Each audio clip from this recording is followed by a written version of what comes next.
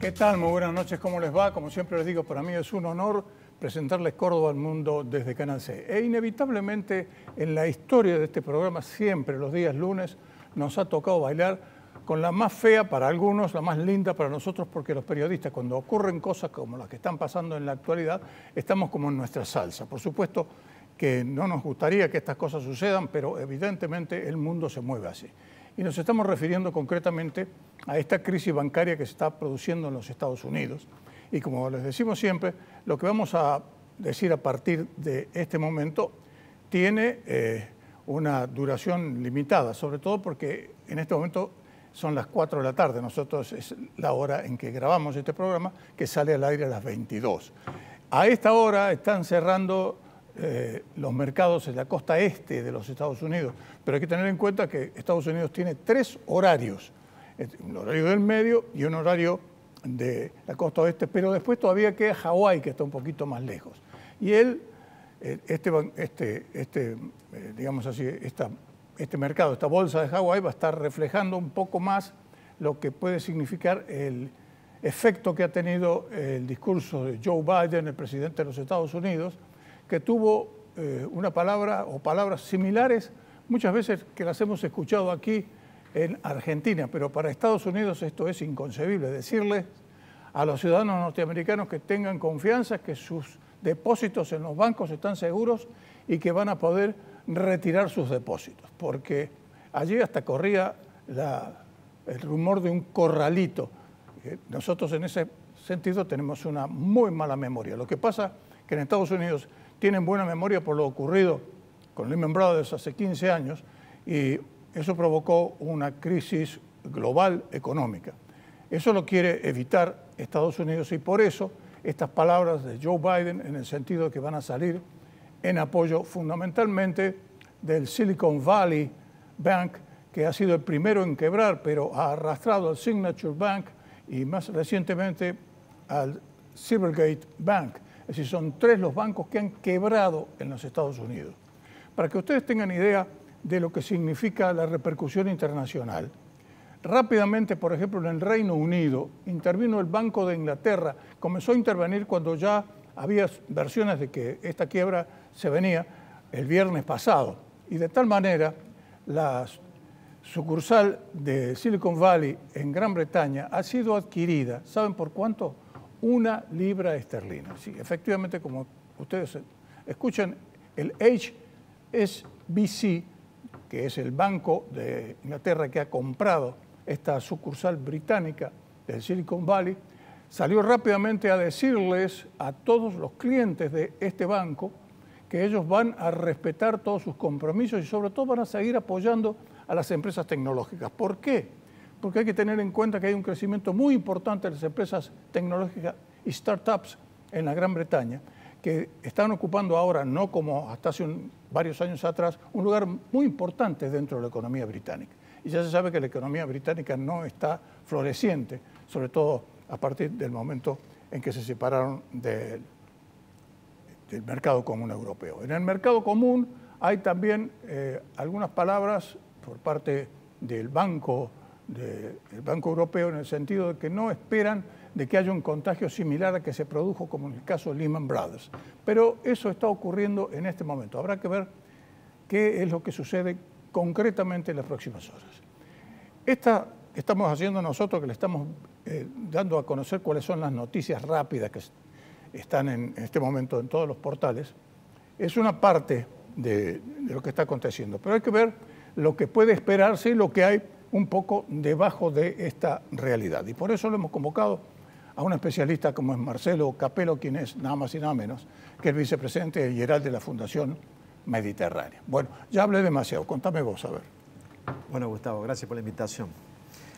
Bueno, apenas hubo problemas con este banco, el gobierno de Estados Unidos respondió muy rápido. ¿Por qué? Porque cuando hay contagio en el sistema bancario y la gente empieza a retirar los depósitos... Sí, tenían miedo de una corrida bancaria. Lo sabemos bien en Argentina. Hubo una corrida sobre ese banco en particular, sí. El Silicon Valley, de 2 días, donde se llevaron algo así como 45.000 millones de dólares en depósitos. Tiene depósito por 175.000 millones de dólares. Que es un banco que tenía muchos más activos, pasivos que activos, y por ende tuvo este inconveniente porque, entre otras cosas, había subido la tasa de interés en Estados Unidos, como sabes, el último año. 4,7%. Parte de sus inversiones estaban en bonos del Tesoro de Estados Unidos. Al subir la tasa de interés hace caer el precio de los bonos, se le deterioró parte del activo. Se generó, quisieron recomponer los activos capitalizándose y fracasaron en eso, entonces hubo una crisis de confianza y se retiraron muchos depósitos. En la historia económica, una corrida bancaria, si además después se espiraliza el resto del sistema bancario, es de lo más peligroso que puede existir. Lo financiero después se convierte en una crisis real, como la del 2008-2009, que fue la última. Claro, y contanos a nosotros cuando la gente golpeaba las puertas de los bancos, ¿te acordás? O el corralito de Argentina allá en el 2001.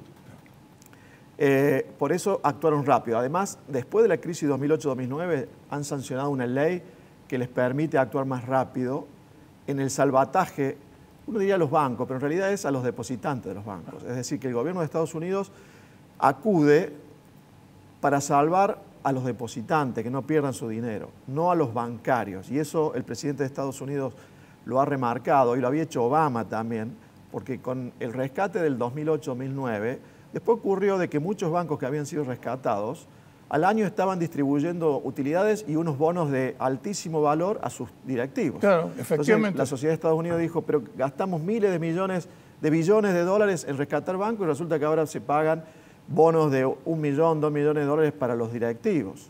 Hubo bastante lío con eso y por ende ahora se han asegurado con esa nueva ley de que el salvataje sea para que se puedan devolver los depósitos a los depositantes, claro, no para que no pierdan dinero los bancos involucrados. Y además están actuando en Europa, vos contabas el tema del Reino Unido, porque tienen claro que eso se puede convertir en una crisis general. Ahora, en Estados Unidos han hecho la aclaración de que este salvataje no llega ni a los inversores ni a los accionistas, y están cayendo es decir, hasta el momento del cierre de Wall Street, los bancos estaban cayendo, los más importantes estaban cayendo hasta un 4%. Es decir, es lo que recién te decía, que van a salvar a los bancos, van a devolver los depósitos, pero no para que ganen dinero los bancos. Muchos bancos van a perder, especialmente los que están involucrados, y el resto pierde inicialmente al menos porque caen los precios de las acciones. También acá ocurre lo que en macroeconomía se llama el efecto manada, y es que cuando hay desconfianza, los inversores actúan en manada, sin razonar mucho, ¿no? Por ejemplo, cuando hay una crisis en un país emergente, por ejemplo México en el año 90, a fines del 94, el 95, el efecto tequila, los inversores retiran el dinero de la mayoría de los mercados emergentes. No se ponen a pensar, tienen horas para decidir cuál está mejor, cuál está peor. Primero sacan de todos, por eso empeoran todos los mercados. Y después se empiezan a poner más selectivos. Dice, bueno, acá seguimos sacando, aquí no, paramos de sacar o volvemos a poner, porque mirando sus números están bien. Acá pasa lo mismo. Primero se saca el dinero de muchos lugares. Primero el sálvese quien pueda. Se ve cómo actúa el gobierno. El gobierno está actuando de Estados Unidos en el sentido de rescatar. Por lo cual yo creo que no debería pasar a ser una crisis como la del 2008-2009, que fue originada en una crisis con las hipotecas, con los créditos hipotecarios. Que además está mucho más extendido que estos créditos. Eran unas burbujas increíbles. Claro. Además hay un trasfondo también geopolítico. Este sector, vos lo dijiste recién, Gran Bretaña está interesado en el tema. Este banco que quebró también tenía mucha relación con Israel, con Irlanda, con Alemania, porque son países donde también la tecnología, el software ha ido creciendo rápidamente, con lo cual también esas economías pueden tener ahora algún remesón. Y ojo que también está la disputa Estados Unidos-China en este sector. China no ha pasado nada hasta el momento. En China no ha pasado nada y en China deben ver esto, restregándose las manos. Favorablemente por el hecho de que ellos quieren ser los líderes en esa, por ejemplo, en el tema de los celulares, hay una disputa muy grande. Y el 5G. Por el 5G y la empresa china que quiere liderar allí, con lo cual también hay algún tema geopolítico de por medio. Hasta ahora el gobierno de Estados Unidos respondió como se debe responder en estos casos, poniendo mucho dinero para que no, después del efecto manada y cuando se ponga más selectivo el mercado, se desacelere rápido la fuga de depósitos y el problema que no se siga transmitiendo en la economía real. Pero por unos días eso afecta, por supuesto. Ahora, hay que tener en cuenta, por ejemplo, lo que ha pasado con los bonos argentinos. Han caído algunos hasta el 9%, que ya venían muy mal. Un poco se habían recuperado el viernes pasado, pero eso sí, fue el riesgo país subió una golondrina que no hizo vegano. Hasta casi 2.400 puntos. Claro, entiendo que subió 7% el riesgo país. Sí, efectivamente. Pero bueno, el riesgo país de Argentina es tan alto que a veces 7 para arriba o 7 por debajo mucho no cambia. Por ahora hay que verlo a nivel de Estados Unidos, quizás Europa, y que eso no siga progresando, porque lo que faltaría es que ahora haya una crisis. Lo que nos faltaría, claro, lo que nos faltaría. Ahora, el dólar también inicialmente registró tuvo una espantada, pero después de la palabra de Biden se estabilizó el paralelo y también el MAE se estabilizaron en 3.77, 3.78. Pero repetimos, esto es lo que ha sucedido hasta ahora con las noticias que están vigentes hoy, pero habrá que ver, como decís vos, lo que pasa en el resto de la semana, ¿no? Claro, yo creo que ahí el dato más importante es la reacción del gobierno. Desde el punto de vista de los mercados es lo que deben estar mirando, que trae cierta tranquilidad. Eso es un aprendizaje también de la anterior crisis. En la anterior crisis se demoraron más en actuar, no tenían la ley que ahora tienen aprobada, y los gobiernos van aprendiendo a manejar las crisis, ¿no? Hacer lo que se llama en economía una política contracíclica para evitar que pase a mayores, sobre todo cuando el problema viene en el sector financiero, que la propagación siempre es muy rápida y puede ser muy profunda también. Ahora, como consecuencia de todo esto, he leído algunos comentarios que leía en The Wall Street Journal, The New York Times, que los leía, que se estaba reconsiderando nuevamente la posibilidad ahora de bajar la tasa de interés en Estados Unidos, porque dicen que la opinión de los analistas es de que el efecto que se procuraba con esas subas para contener la inflación en Estados Unidos ya se había producido y que esto podría llegar a acelerar esta baja en la tasa de los Estados Unidos, lo cual podría ser una buena noticia, sobre todo para la colocación de nuestros papeles, ¿no es cierto? Y podría ser que eso ocurra porque la inflación en Estados Unidos, después de subir con la guerra de Rusia y Ucrania, luego tendió a bajar. Y además, cuando hablábamos de la crisis de las hipotecas, uno de los factores fue de que también se había producido subas de tasa en Estados Unidos en aquella época, habrá sido también para contener la inflación, y esa suba de tasas le había pegado mucho a los deudores de créditos hipotecarios. Sabemos que el crédito hipotecario en Estados Unidos es muy extendido, sí, efectivamente. Por valores, son créditos de valores muy importantes. La cuota de los créditos se lleva un porcentaje importante de los salarios, y cuando de pronto sube la tasa y se encarece esa cuota... Va a tenerme, pero sube la tasa prácticamente el 100% de todos. Pesa mucho los salarios y empieza a aumentar el no pago, el impago. O sea que ahora, dada esa experiencia, también es probable que este periodo de tasas más altas termine más rápido, porque la inflación ya tendió a bajar y para evitar también de que haya nuevos problemas. Porque, repito, parte de este problema con el Silicon Valley Bank es por la suba de tasas que hubo, que por un lado le empeoró el activo al banco, que tenía en su poder títulos del gobierno de Estados Unidos que perdieron valor, y por otro lado, con una tasa más alta también le comprometió las finanzas a las empresas del sector tecnológico que se habían endeudado con ese banco, ¿no? Claro. Ahora, la pregunta que uno puede llegar a realizarse cuando ve que cae un gigante como este, un gigante porque vos lo sabes perfectamente, los bancos regionales en Estados Unidos son los más importantes, es decir, no son los bancos que antes eran tradicionales, sino los bancos regionales como ese, que tienen un vínculo directo con toda la tecnología y sobre todo las startups. Y en Argentina hay un montón de startups, porque las startups tienen una conexión internacional, que tienen vinculaciones directas con estas empresas. Así que, ¿qué puede pasar? ¿Qué nos puede pasar a nosotros con eso? O sea, a nosotros no, pero a las empresas que están vinculadas al sector. Le puede pegar a ese tipo de empresas de Argentina que son proveedoras de aquellas de la costa oeste de Estados Unidos. Pero no tanto por el tema del financiamiento, porque esos son males de Argentina que en algún momento le dan fortaleza. Como acá en Argentina hay muy poco financiamiento. Nada. Entonces, si se cae el financiamiento afuera, acá casi no afecta. De manera que en ese sentido no les pega. Sí les puede pegar si se caen operaciones por el hecho de que evidentemente una porción de ese sector de empresas de nueva tecnología ahora va a empeorar el nivel de actividad y muchas de las empresas argentinas supongo que serán proveedoras de esas otras de Estados Unidos, ¿no? Por ahí va a ser un efecto más por el lado real de las empresas argentinas que del financiero, porque acá no hay financiamiento. Claro.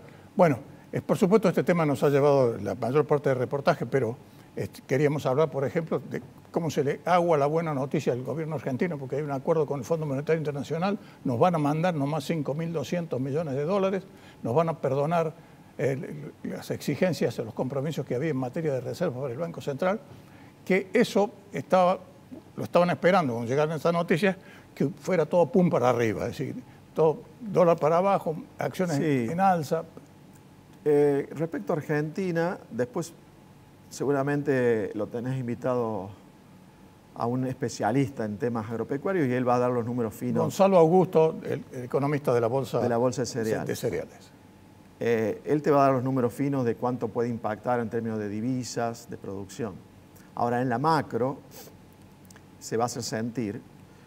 Por eso, yo doy por descontado que durante lo que queda de este año no va a haber grandes problemas con el Fondo Monetario.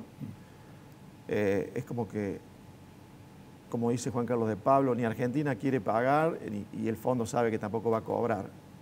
Con lo cual son dos negociadores que saben que tienen que patear para adelante para que en algún momento futuro a lo mejor el fondo cobre algo. Yo no le prestaría tanta atención a si cumplimos las metas con el fondo porque las van a ir revisando para que las cumplamos.